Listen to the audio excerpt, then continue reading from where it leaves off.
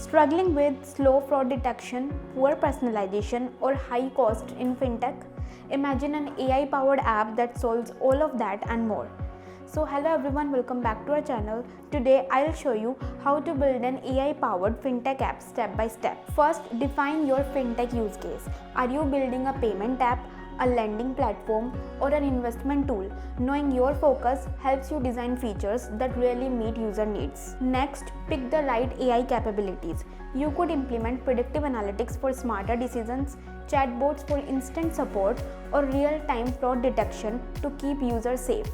Security is critical. Use AI-driven encryption and make sure your app complies with financial regulations to protect data and build trust.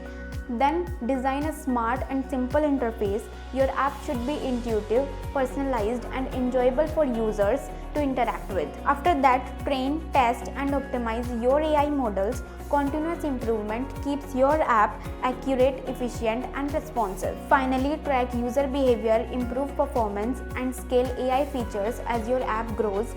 This ensures that you stay ahead in the fast-paced fintech world. Well, this is all about this video. If it helped you, please hit the like, share, and subscribe button for more such app building tips.